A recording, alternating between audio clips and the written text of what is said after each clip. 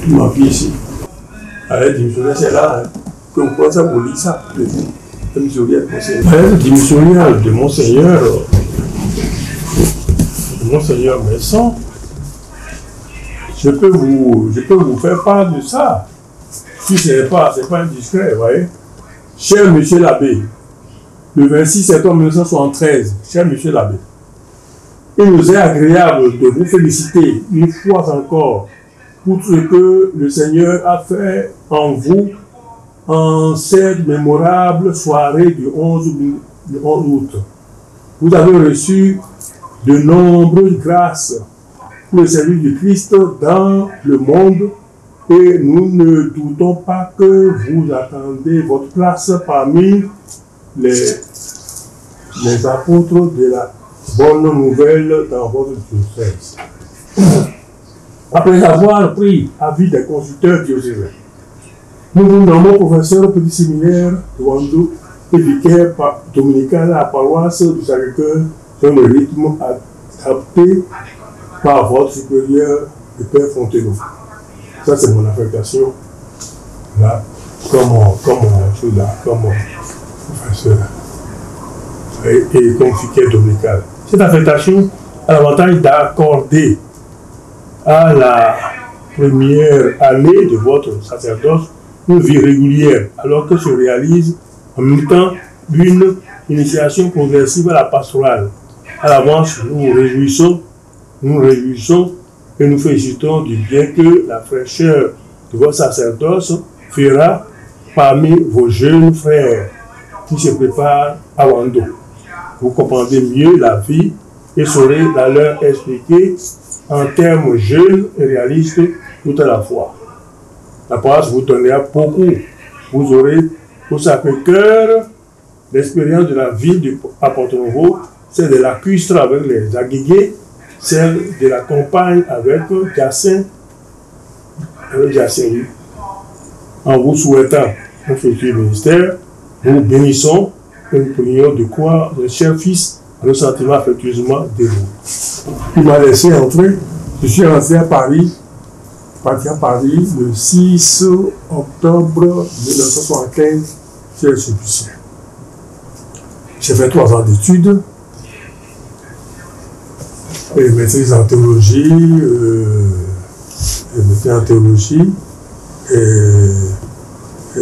et en anthropologie à Sorbonne, et puis je sais plus quoi encore, etc.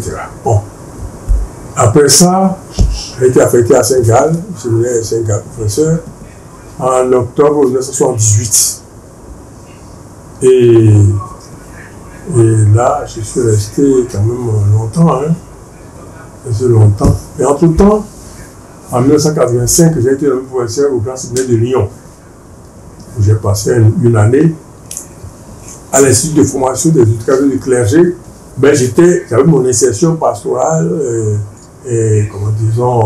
pédagogique au Séminaire de Lyon, où j'enseignais comme à Saint-Gall. Et en 1986, j'ai commencé les études de doctorat. J'ai soutenu ma thèse le 29 juin 1989 à l'Institut de Paris. J'ai été réaffecté à Saint-Gall pour être vice-directeur du séminaire prophétique qui a commencé à Saint-Gall avec le père Agoukono, Barthélemy qui est devenu évêque d'ailleurs. Et après, je suis resté à Saint-Gall jusqu'en 2001 et les Sulpiciens m'ont nommé au Canada comme responsable de la solitude sulpicienne pour former les Sulpiciens. Ça dure 6 mois, la formation spirituelle, c'était 6 mois là. Après, Monsieur Agoto m'a nommé curé doyen à Dango. Le 18 octobre 2002, j'ai été installé. J'ai fait 2 ans. Et le 22 août 2004, la conférence épiscopale m'a nommé recteur du Centre marial national de Dassa. Et c'est là en étant là, que Pape Benoît XVI, après la mort de Monseigneur Rousseau, m'a nommé alors administrateur apostolique du diocèse de Porto-Novo, que j'ai dirigé jusqu'à l'ordination de Monseigneur Gonzalo Aristide le 19 décembre 2015. je suis retourné à Dassa. Après, donc, j'ai été opéré à Paris, et bon, tout ça. Je suis retourné à Dassa, donc j'ai terminé à Dassa le 4 mars 2019. Voilà, j'ai été admis à la retraite. Voilà, bref, je ne vais pas commenter les interviews-là. Voilà. Qu'est-ce que ça vous a apporté de plus dans votre cheminement spirituel, la charge de l'évêque? La charge de l'évêque, bon, la charge de l'évêque m'a permis de mesurer à son juste niveau la grâce sacerdotale, qui est un service que le Seigneur nous demande. Un service pour le salut du peuple de Dieu. C'est plus renforcer encore cette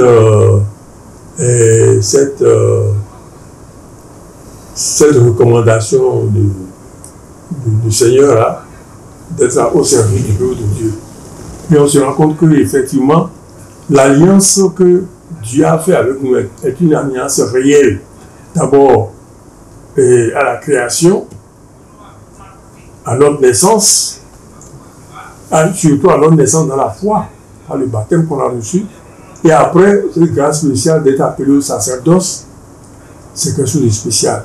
Et maintenant on vous demande quelque chose de plus pour mieux servir encore aux frères et sœurs. J'ai pris conscience plus sérieusement de la grandeur de mon sacerdoce. Il devait être accompli. Bien que je n'ai pas été ordonné évêque, j'ai fait le travail d'évêque prenant conscience de la grandeur du sacerdoce. Dans l'amour, surtout des prêtres, étant donné que je suis prêtre de Saint-Sulpice, qui est le charisme de la formation des prêtres, je me suis dit non, la première chose à faire dans ce travail, dans ce ministère, c'est d'aimer les prêtres, qui se sentent aimés, et qu'ensemble, dans une communion fraternelle, nous puissions réaliser notre mission. C'est vraiment ma préoccupation tout le temps. Oui, de façon désintéressée. Et dans un esprit de détachement, de pauvreté, d'accueil mutuel, et d'exercer vraiment les vertus familiales et chrétiennes. Oui. Les familiales d'obéissance, de soumission, de disponibilité, d'accueil de l'autre, de fraternité, d'amour mutuel, etc. Les vertus familiales et chrétiennes. Pour notre sanctification commune. Quel regard portez-vous sur le sacerdoce? Quelles sont vos convictions par rapport à la mission du prêtre? Mes convictions, c'est que si nous sommes prêtres, c'est par grâce, c'est un don. Personne ne peut se lever et se dire que je suis prêtre et commencer à dire je suis prêtre moi-même. Non, non, c'est un don. Un don qu'on reçoit de Dieu et par l'Église. Hein, que Jésus-Christ a confié aux apôtres et à leurs successeurs. C'est un don. Ce don-là, on l'exerce avec toute sa générosité. Et je crois que il y a quelque chose d'important là qu'il ne faut pas négliger. L'alliance que Dieu a faite avec nous est accomplie dans cette mission-là, pratiquement. Et ce qu'on se rend compte que le Christ qui nous a confié cette mission est toujours avec nous. Toujours avec nous. Et sa mère. Ça là, c'est incontournable. Jésus-Christ est toujours avec chaque ministre, chaque serviteur, avec sa mère toujours à ses côtés, pour nous aider à accomplir au mieux cette mission. Personne n'est parfait pour l'accomplir, vraiment. Et puis on se sent tout petit devant cette grâce-là. immense. On est tout petit. On est tout petit. Les gens pauvres, quoi. On est aussi faible que tout le monde, mais on a la grâce spéciale de tenir la fidélité autant que faire se peut. Voyez-vous, c'est ça. Quel regard portez-vous sur le sacerdoce? Bon, regard sur le sacerdoce. Vous voyez, le sacerdoce sera toujours, comme je l'ai dit, une grâce. Le même, il sera toujours le même en tout temps. Le même hier, aujourd'hui, comme Jésus-Christ lui-même, qui est le grand prêtre. Parce que le sacerdoce, le prêtre, le grand prêtre, c'est le Jésus-Christ. Mais nous devons refléter, rayonner le modèle parfait qu'est Jésus-Christ, ce qui nous demande de notre part un effort quotidien. Un effort quotidien et la prière quotidienne pour au moins nous rapprocher un tant soit peu de ce que Jésus-Christ est lui-même. Parce qu'il est le Saint de Dieu. C'est pas évident. Mais il faut faire confiance. Et moi, je me fonde sur l'amour miséricordieux de Dieu pour employer le terme de cette fête de l'enfant Jésus. C'est un coup de fait miséricorde qui nous conduit au quotidien. Au quotidien, quand on entend les gens critiquer les prêtres, ils disent mais non, ils ne connaissent pas. Il faut prier pour les prêtres. Prier pour les prêtres. Ce n'est pas une tâche facile. Pas facile. Voyez-vous. Donc, mon regard sur ça, c'est un regard très. Un regard d'action de grâce. Je suis le fruit de la miséricorde, comme je disais dans mon interview là, dans la croix. Moi, je suis le fruit de la miséricorde de Dieu. Je n'ai aucun mérite. C'est une grâce, c'est un don. C'est tout. Après 50 ans de sacerdoce et 80 ans de vie, oui. Pensez-vous que la grandeur de sacerdoce demeure la même aujourd'hui que par le passé? Ah oui, le sacerdoce est toujours la même. Hier et aujourd'hui. Le sacerdoce est toujours la même, ça n'a jamais changé. Comme Jésus-Christ le même hier, aujourd'hui et demain. Demain, c'est tout ça le même. C'est la même grandeur. Ah oui, il n'y a pas de, comme disait Monseigneur Adimou, il n'y a pas de petit prêtre. Ça n'existe pas. Un prêtre, c'est un prêtre. Sacerdoce alter Christus. C'est un autre Christ. C'est pas abusif de le dire. C'est un prêtre. Il n'y a pas de petit prêtre. Un prêtre, c'est reflète et rayonne la figure de Jésus-Christ. Et il fait effort tous les jours pour ressembler à Jésus-Christ. Pas imiter seulement Jésus-Christ, mais ressembler à Jésus-Christ. Effort de sainteté, effort de perfection, angélique, tant que possible. C'est pourquoi, ne comptant pas sur ses propres forces, comptant uniquement sur la force de Jésus-Christ, et celle que Marie lui obtient aussi auprès de son fils, il continue sa mission en toute confiance, dans l'abandon total, la grâce de Dieu. La grâce de Christ. Qu'est-ce qui vous a le plus marqué négativement en 80 ans d'existence? Ce qui m'a marqué négativement.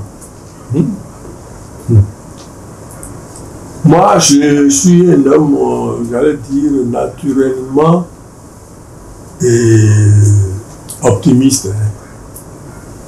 Optimiste, je crois que la bonté, la bienveillance, et tout ça, c'est notre ADN spirituel. C'est pourquoi je ne peux pas dire que quelque chose m'a marqué trop négativement. J'accueille toujours tout autant que possible comme grâce de Dieu, m'appelant à me renouveler dans cette grâce. Voyez-vous, c'est cela. Quel est le plus grand souvenir heureux que vous gardez? Le plus grand souvenir heureux que j'ai gardé, le bonheur d'être prêtre. Le bonheur d'être prêtre. Le bonheur d'être prêtre et puis le bonheur de voir les prêtres ensemble vivre la fraternité. Je suis tellement heureux quand je vois les prêtres ensemble. Je suis tellement heureux quand j'accueille les prêtres. Je suis tellement heureux. Ça, c'est le bonheur de ma vie de prêtre. Ça. C'est ça. Quand je me réjouis, je suis heureux. Quel conseil donnerez-vous aux prêtres d'aujourd'hui? Eh oui, les prêtres d'aujourd'hui, moi, je nous invite d'abord à l'humilité. Parce que la pédagogie que Jésus nous a laissée, c'est la pédagogie de l'humilité. Parce qu'il s'est abaissé. Il s'est abaissé. Et ça, c'est très fort. Il faut méditer souvent l'épître de Saint Paul aux Philippiens, chapitre 2, je crois, donc il a tous les samedis soirs ouverts pour là. Il faut méditer ça. Philippiens. Il s'est abaissé. Humilité. Et puis, quel conseil leur donner encore? Mais d'être tout entier à leur ministère. Aujourd'hui, bon, excusez-moi de dire ça. Bon, les prêtres prennent beaucoup de repos. Bon, non, relativement beaucoup de repos. Je dis, demande, il est en congé. Il est en congé. Pas en congé, non. Travailler. Accueille les gens. Et il y a beaucoup de prêtres qui travaillent. Les prêtres travaillent. Prêcher la parole de Dieu, visiter les malades, enseigner la parole de Dieu, et veiller à la formation chrétienne des fidèles par le catéchisme. Que la parole de Dieu soit vraiment transmise dans le cœur des fidèles, vraiment, pour qu'ils soient vécus, les paroles de Dieu. Et puis, je mets l'accent sur l'Eucharistie. Il ne faut pas négliger l'Eucharistie. L'Eucharistie, c'est la plus grande grâce que Dieu ait faite à son Église. Parce que c'est lui-même qui est là. Et je suis heureux de voir que dans beaucoup de paroisses, le sacrement est toujours exposé à l'adoration des fidèles. Parce que Jésus-Christ est là, il est là, c'est lui. C'est lui. Et célébrer l'Eucharistie avec beaucoup de dévotion. Beaucoup de dévotion. Parce que c'est là qu'on puise la grâce d'accomplir au mieux son ministère à l'Eucharistie. Et préparer aussi ces interventions, ces homélies. Ne sais pas n'importe quoi, aux fidèles, il faut les respecter. Moi, je vois la qualité de certaines homélies, vraiment, ça me touche beaucoup. Et la qualité aussi d'écoute des fidèles, parce qu'ils viennent vraiment se nourrir de la parole de Dieu. Et je suis heureux d'entendre des fidèles apprécier positivement la richesse des homélies de certains prêtres. C'est vraiment pour ça qu'ils sont vraiment enseignés, ils sont nourris. Ils sont nourris. C'est important. Le conseil là, et puis l'esprit de détachement aussi. Conseil l'esprit de détachement, pour être libre intérieurement et spirituellement. Le détachement. Voyez? Et nous conseillons souvent aux fidèles, n'est-ce pas, de se détacher des affaires du monde. Mais nous-mêmes les fournir à le faire, nous devons les fournir à le faire. C'est cela. Aujourd'hui, les prêtres âgés ne sont pas nombreux. Il arrivera un temps où des générations de prêtres des diocèses seront tous à la fois âgés. Comment entrevoyez-vous cette période? Que faut-il faire selon vous? Voyez, question vraiment brûlante. Je crois qu'elle est bien posée. Moi, j'ai souvent réfléchi à ça en voyant la condition des prêtres retraités dont je suis. Personnellement, j'envisageais 3 choses.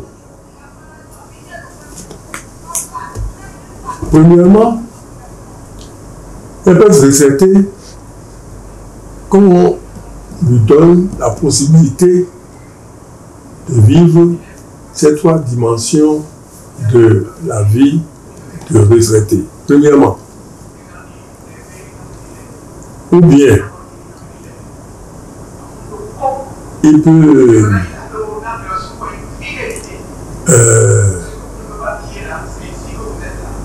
être dans une communauté, comme moi ici, aujourd'hui je commence par là, parce qu'il bénéficie de la vie d'une communauté de prêtres où il faut prier avec les prêtres, manger avec eux, se récréer avec eux, tout ça. Et bon, recevoir les fidèles. Les fidèles viennent nous voir, confesser, etc. Pour faire du travail un peu au minimum. Donc il est entouré. Deuxièmement, il y a des prêtres qui préfèrent rester seuls. Ils veulent être chez eux, dans leur maison, ils ont des maisons, ils veulent rester chez eux. Bon, c'est une possibilité. Puis on leur donne une petite pension là, je suis début avec ça. Troisièmement, on peut construire une communauté de prêtres où, par exemple ici à Port-au-Mont, on a une maison là, quelque part là. On peut construire une maison où les prêtres âgés sont ensemble et si possible mettre une communauté comme là maintenant des religieuses qui sont infirmières, on a même des médecins, bon, ils sont ensemble et de temps en temps, il y a une communauté là d'infirmières, d'infirmières, et les médecins vont visiter les prêtres qui sont malades, et puis on les soigne, etc. Il y a trois possibilités. Ou bien on reste à la maison, on reste dans une communauté provinciale, dans une communauté d'institution, ou bien on a une maison de prêtres retraités. C'est les trois possibilités qu'il y a. Et ça, on peut le faire. Ça, c'est possible, on peut le faire. Maintenant, si les évêques ont la possibilité, la capacité de penser, de le réaliser, c'est bien. Parce qu'il y a trop de choses à faire aussi. Hein. Il y a les évêques, voilà, de choses à faire. Mais c'est bon de peut créer par une commission qui étudie ça et progressivement on met ça en place. Sinon, on va être surpris par ce que vous venez de dire là. Tout le monde est venu en même temps. On va faire quoi? C'est ça. Moi, à mon avis, il faut créer une commission des prêtres déjà assez vus qui étudie ça et qui met ça en route déjà tout doucement. Ce processus-là, ça permettra de se trouver à l'aise, de mettre les prêtres à retraite à l'aise, parce que c'est pas bon d'avoir travaillé toute sa vie en des années et se retrouver sans rien, comme ça, abandonné. On a vu des cas dans ce pays, quand même, c'est déplorable. Et puis en temps, j'ai été aumônier de la prison civile de Cotonou aussi, pendant la Révolution, pendant 6 ans. Au temps de Kérékou qui m'a nommé, j'ai la lettre de Kérékou ici. Au regard de votre expérience, oui, quels sont les autres problèmes qui se poseront à l'église du Bénin les années à venir et que faire selon vous? L'église du Bénin, les problèmes qui se poseront, je ne peux pas prévoir, mais je commence par dire que nous avons la chance d'avoir de très bons pasteurs qui ont un grand esprit de discernement. Parce que ce sont des gens remplis de l'Esprit Saint, à mon avis, hein, qui savent écouter l'Esprit Saint et qui sont, autant que je puisse le dire, aussi à l'Esprit Saint. À la vue de la manière dont ils accomplissent leur ministère apostolique. Ça, c'est très important. Parce que ce sont des pasteurs qui ont un bon esprit de discernement pour gérer les problèmes. Et ils les gèrent bien d'ailleurs, comme les anciens. J'ai vu comment Monseigneur Vincent a géré ce diocèse. J'ai vu comment Monseigneur Cardinal Cantin a géré le diocèse de Cotonou avant d'aller à Rome. J'ai vu comment Monseigneur Dimou a géré le diocèse de Cotonou, même tout le Bénin pendant la Révolution. C'est Monseigneur Dimou, avec Kérékou et Monseigneur de Souza. Vous voyez, c'est aussi ces pasteurs, Monseigneur Aboka, Abomé, tout ça. Tous ces pasteurs, vous dites qu'on a eu des évêques vraiment qui étaient de grands pasteurs. Et ça continue. Je suis heureux de voir ça. Mais le problème auquel on a apporté voudrait que les pasteurs continuent de travailler à la sanctification de leur peuple. C'est ça la mission essentielle. Et comme pour emprunter la devise de Monseigneur Vincent, a dit la vérité de la charité à ce peuple-là. Non seulement à tout le peuple. La vérité dans la charité, c'était la devise de Monseigneur Versailles, c'est très important.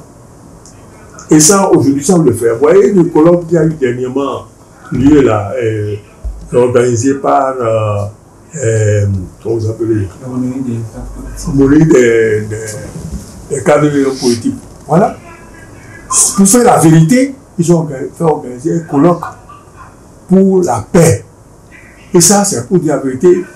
Beaucoup n'ont pas, il y a des gens qui n'ont pas aimé ça, alors que c'est un lieu de vérité où on a invité. C'était un colloque scientifique, incontestable, personne ne peut contester ça. Et il y a eu de grandes conférences, vous voyez. Et madame, comment elle s'appelle, Célestine Zavou, par exemple, a fait une conférence inaugurale, mais c'est extraordinaire. Hein? Et c'est brillant. J'ai écouté tout, hein, du début à la fin. Et bon, Robert Dossou est intervenu. Et qui est encore là? Je perds un peu la mémoire maintenant. Et puis, Monseigneur Kaya a parlé. Oh oui, c'était un coup très fort, hein, etc. C'est ça. C'est sa mission de l'évêque. Sa mission apostolique, ça. Et donc, on a affronté ces problèmes-là. Et puis, nous allons affronter le problème aussi du dialogue interreligieux, surtout avec nos frères et sœurs musulmans, qui ne nous comprendront pas toujours, parce qu'ils n'ont pas la même doctrine de foi. C'est ça. Alors il faudra mettre l'esprit de dialogue fraternel, social, etc., pour être en paix avec tout le monde. Et puis, nos frères et sœurs des religions traditionnelles qui sont très proches, comme des sympathisants, continuer à rester proches de tout cela pour que notre pays vive en paix. C'est ça. Nous allons affronter tout ça là bientôt.